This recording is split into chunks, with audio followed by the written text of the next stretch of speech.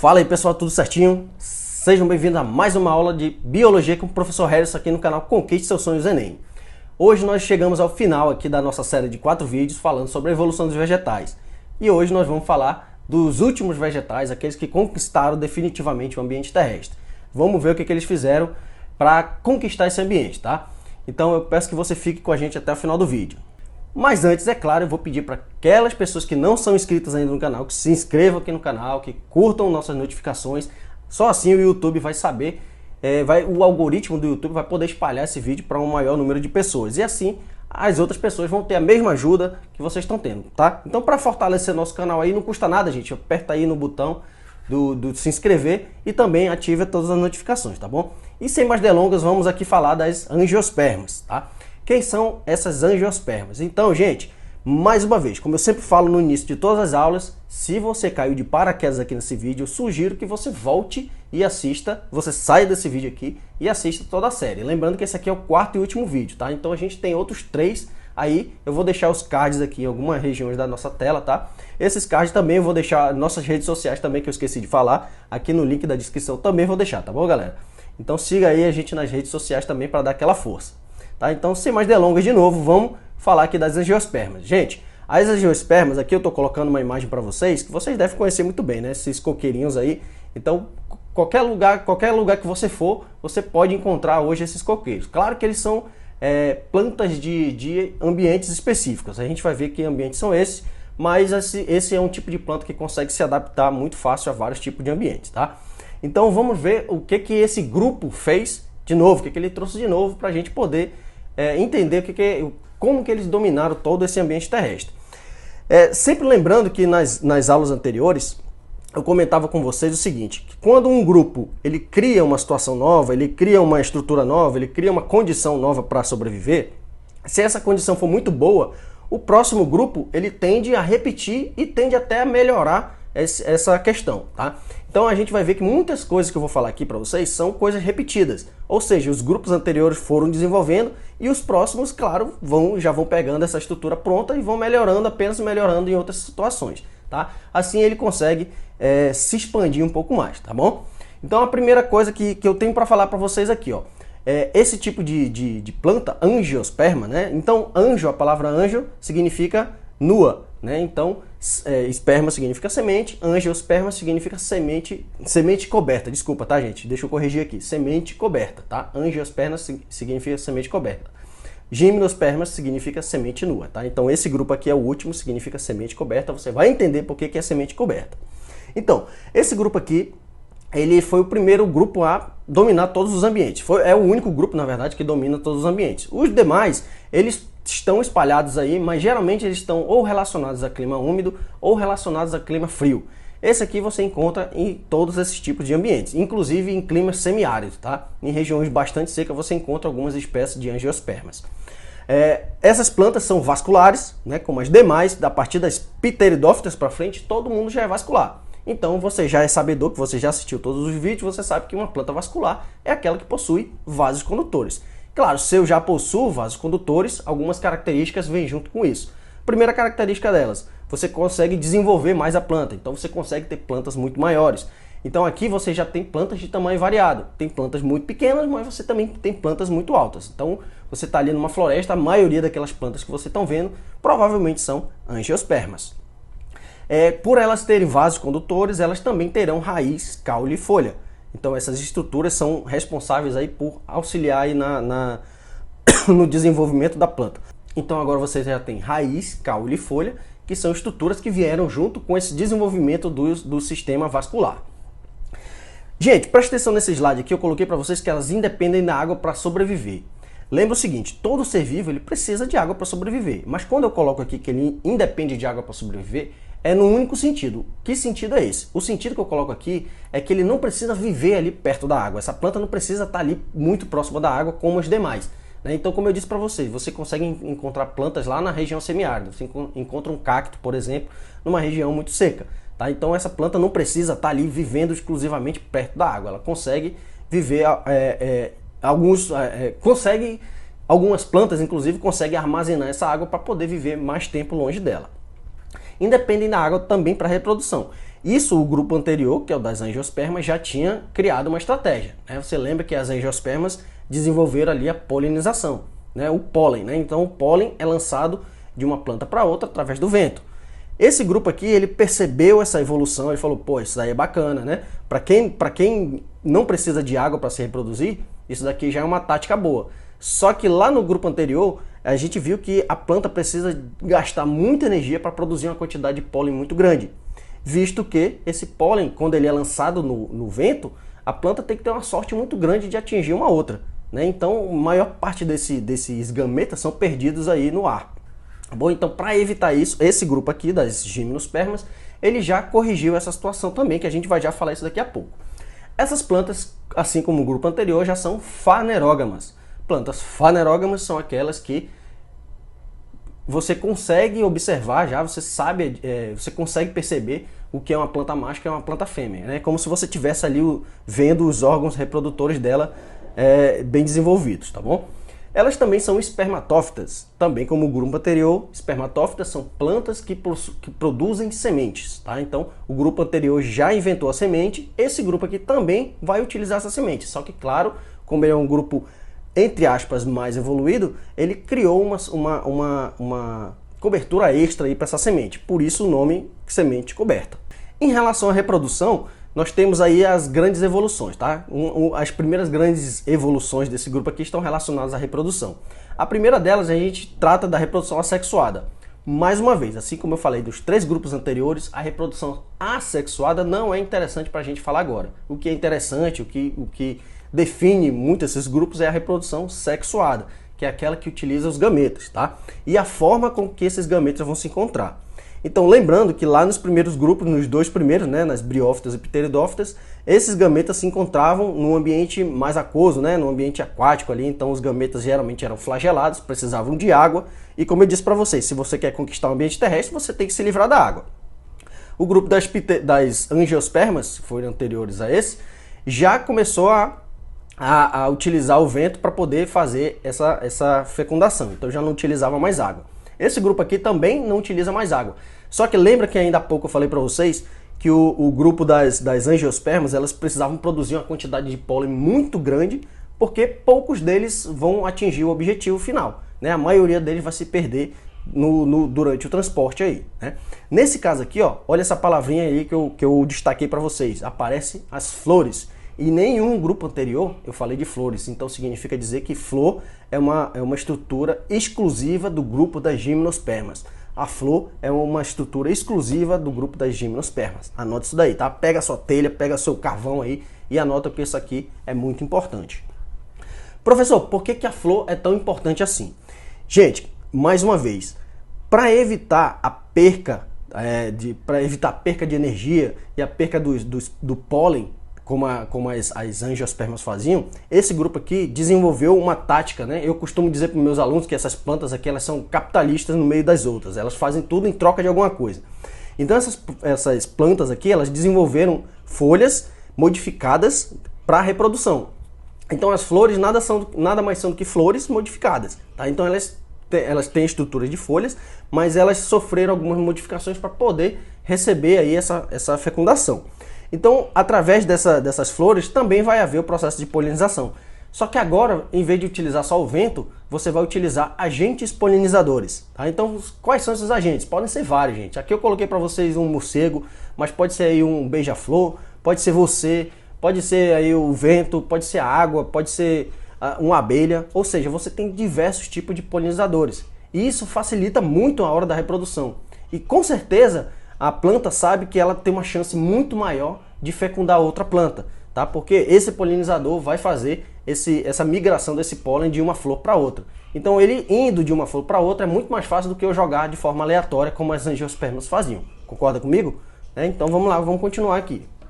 Bom, como é que funciona essa flor? Aqui eu coloquei uma imagem para vocês e vocês estão vendo que essa flor ela tem 2 estruturas que parecem uma mulher, né? Então dentro da mulher você tem aí o óvulo e também tem o ovário, cada um responsável por uma situação diferente. Nesse caso aqui na planta, o óvulo vai ser responsável pela produção da semente. A gente vai já ver como é que isso funciona. E o ovário vai ser responsável pela produção do fruto. Opa, professor, que palavra nova é essa? Você está vendo que eu destaquei de novo, né? Então você vê aqui, ó, que eu disse, acabei de falar para vocês, que flor é exclusividade das gimnospermas, assim como o fruto também é outra exclusividade das gimnospermas. Mas professor, para que serve o fruto? Quando você vai lá no supermercado, por exemplo, numa feira, ou você está num sítio, sei lá, você quer comer um fruto qualquer, você está, eu quero comer um abacate. Você vai lá no abacate, quando você pega um abacate, você está em busca de comer a casca? Não, né? Você está em busca de comer a semente? Não. Você está em busca de comer aquela carne ali fora, né? Então aquela carne que está ali fora, a planta, ela está usando aquela carne para te pagar para você levar a semente para outro lugar. Lembra da ideia do capitalismo que eu falei ainda há pouco? Então tem um pouco a ver com isso, tá? Essa planta aqui faz o seguinte, ela produz a semente, né? Assim como o grupo anterior já fazia. Só que a semente do grupo anterior, ela simplesmente era desenvolvida, tinha um embrião ali dentro, como se fosse um ovo de galinha, né? Então tem um pintinho dentro da semente. Essa semente caía próximo dos pais, se desenvolvia, demorava algum tempo para se reproduzir, caía, ou seja, daqui a milhões de anos você ia conquistar o ambiente terrestre. Essa planta, ela resolveu esse problema da dispersão dos seus indivíduos através da criação do fruto. Pensa aqui comigo. Imagina que você, eu não sei onde que vocês moram, mas imagina que uma pessoa aqui que está assistindo a gente aqui, more no Nordeste do Brasil. E queira comer uma fruta que só é produzida na região sul, né? Como é que você vai fazer para comer isso? Você vai plantar na sua casa? Muitas vezes você não consegue porque essa planta não se adapta ao clima, ao solo dessa região Nordeste. Então o que você vai fazer? Você vai importar essa planta de outro lugar, né? Então o supermercado, a feira, algum lugar vai colocar esse fruto que é produzido lá na região sul, coloca no avião, coloca no transportador, coloca num barco, num caminhão, alguma coisa e leva até a região Nordeste. Ou seja, você está tirando um fruto, você está tirando uma semente lá da região sul e está trazendo para a região Nordeste. Você está vendo que a semente está percorrendo o país inteiro, né? Grandes quilometragens. Aí você fala, professor, o que tem a ver com a dispersão? Quando você vai comer esse fruto, você come o fruto, você come ali aquela parte que você estava em busca, e o que você faz com a semente? Na maioria das vezes você descarta, né? Se aquela semente não for comestível, você vai lá e descarta.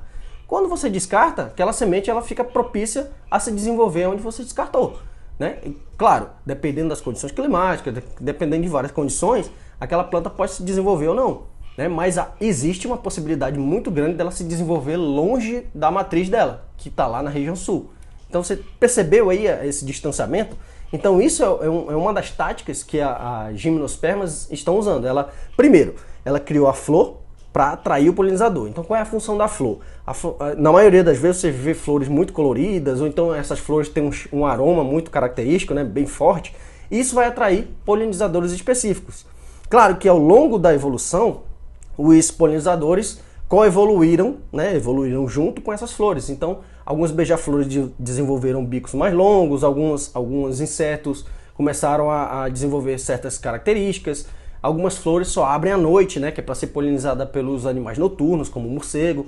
Então, essas características aí são táticas que as gimnospermas usam para poder atrair polinizadores. Então, aí você fala, beleza, professor, atraiu o polinizador, mas qual que é a intenção na reprodução? O polinizador, vamos supor que eu sou um beija-flor e eu estou aqui morrendo de fome. Aí eu estou passando, aí eu vejo uma flor muito colorida, aquilo ali já me atrai. Quando eu vou chegando perto dessa flor, eu vejo que é uma flor que eu sei que dentro dela existe uma coisinha doce, que você chama de néctar. Eu vou em busca desse néctar. Quando eu chegar nessa flor, eu vou ter que... O néctar está geralmente localizado na região mais profunda da flor. Então, por isso que o bico do beija-flor é muito longo, a língua dele é mais longa ainda. Então ele precisa enfiar a cabeça dele dentro da flor para poder pegar uma quantidade muito pequena de néctar. Agora você fala assim, mas por que tem que ser uma quantidade pequena? Porque é a tática da flor. Tá? É a tática da gimnosperma. Se ela colocasse uma quantidade grande, o beija-flor ia ficar satisfeito só com uma flor. Então ele não ia sair voando de flor em flor. Então o que ele faz? Ele vai numa flor, não está satisfeito, ele vai noutra, não está satisfeito, ele vai noutra. Ou seja, toda vez que ele sai pingando de flor em flor, ele leva um pouco do pólen. Quando o beija-flor coloca a cabeça dentro da flor, geralmente a estrutura masculina está do lado de fora.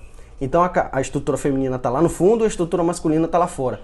Quando o beija-flor mete a cabeça dentro da flor, a cabeça dele fica em contato direto com a região que produz, com as anteras, né, que é a região que produz o pólen. Tá? Então a gente vai já ver isso aqui, eu vou mostrar uma imagem para vocês. Então a cabeça dele fica toda suja de pólen.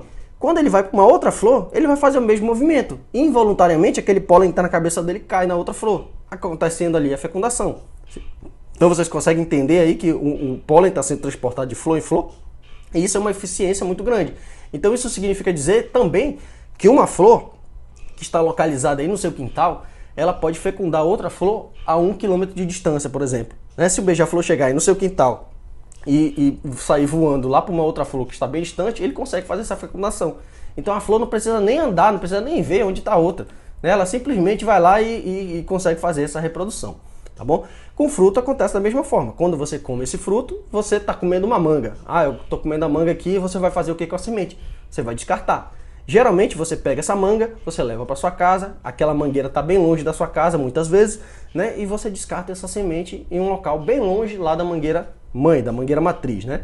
Então isso daí você favorece também a dispersão.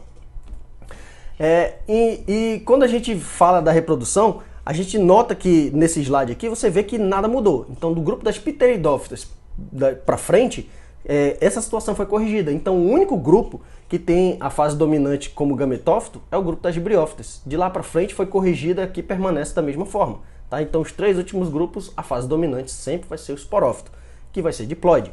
Então quando você olha para uma mangueira, você está vendo a planta adulta ali, né? Então você está vendo o esporófito. Então você sabe que aquela região ali é diploide.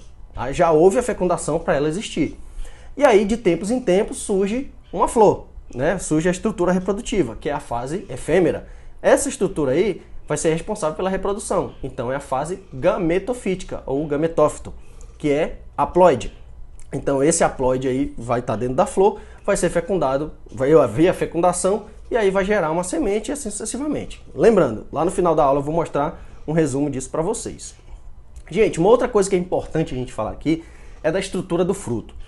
Muitas das vezes eu faço essa pergunta para meus alunos e eles acabam errando porque, na maioria das vezes, as pessoas, de forma geral, não são só os alunos, eles tratam algumas palavras de uma forma errada. Tá? Então eu pergunto deles assim, vocês gostam de comer fruto? Aí, eu gosto de fruto e tal. Eu falo, você gosta de comer coco? Gosto. Você gosta de comer abacate? Gosto. Você gosta de comer tomate? Aí sempre tem alguém que pula, professor, tomate não é fruto, tomate é verdura, tomate é legume. Gente, tomate é um fruto, pimentão é um fruto, pepino também é um fruto, pimenta também é um fruto. Aí você deve falar, professor, então tudo é fruto? Não, gente, é só você observar dentro deles. Toda vez que você vê uma semente, provavelmente aquilo ali é um fruto. Tá? Então tomate tem semente? Tem semente, então é um fruto.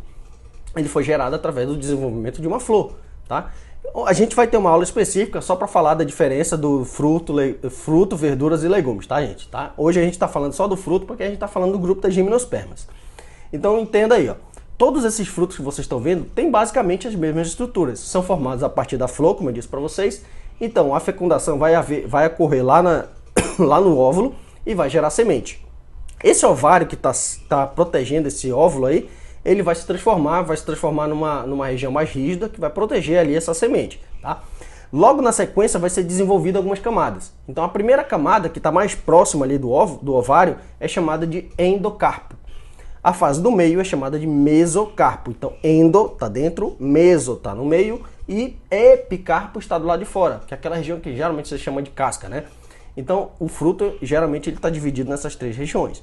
Dependendo do grupo de plantas da família, você vai ter tamanhos maiores para a casca, para o endocarpo, para o epicarpo e para o mesocarpo, tá? Então, tem plantas que vão ter esses frutos bem secos. Então, isso é um motivo para uma próxima aula, tá? A gente tem que fazer uma aula exclusiva sobre frutos. Você vai ver que existem vários tipos de frutos diferentes, que eu estou falando de forma geral. Mas você vai ter pseudofruto, você vai ter fruto composto, você vai ter vários tipos de fruto. Fruto seco, fruto carnoso, todo jeito. Então a gente vai ter uma aula que vai falar só sobre isso, tá bom? Aqui a gente tem alguns filos, eu não vou ficar me prendendo muito a esses filos aqui, ó, mas é importante que você dê um print aí nessa imagem e dê uma lidinha nisso aqui. Agora é importante você observar também essas imagens que eu coloquei, ó.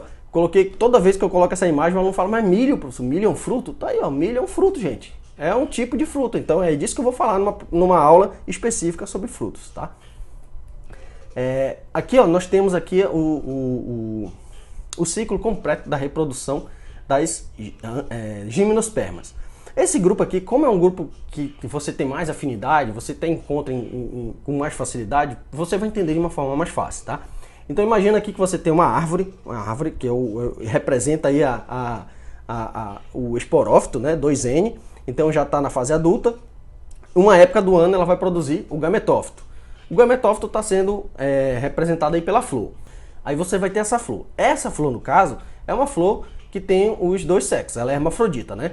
Então a gente vai ver também que tem flores de forma diferente, mas geralmente elas são hermafroditas. Então você vai ver que a antera, que fica do lado de fora, ela produz o pólen, a parte masculina. E a parte feminina está lá naquela região de dentro ali, o ovário está mais longe da antera, né? Para evitar aí a autofecundação, que não é tão interessante para os seres vivos. Após a fertilização, ou seja, você trouxe aí um polinizador que levou de uma flor para outra, você fez a fertilização. Após essa fertilização vai haver aí a formação do zigoto, então já houve a fecundação. Você trouxe espermatozoide de uma flor, juntou com o óvulo de outra, você fez um zigoto. Esse zigoto começa a se desenvolver, ele se torna um embrião. Esse embrião vai se desenvolver dentro de uma semente e a semente vai, por sua vez, se desenvolver dentro de um fruto. Esse fruto, é importante a gente falar também que se você quiser plantar um fruto que tenha semente, você não precisa necessariamente plantar ele com aquela carne toda. Ah, eu vou plantar manga, tem que plantar manga com casca, com carne e tudo. Não precisa. Você pode comer perfeitamente aquela parte de fora e jogar somente a semente. Não tem, inclusive é aconselhável fazer isso, tá? Então essa semente está ali e se desenvolve até formar um novo esporófito, tá bom? Então você está vendo que o ciclo aí é bem simples, bem rapidão, tá, galera? Se você gostou, curte o vídeo, curte o canal, bate no sino e até a próxima.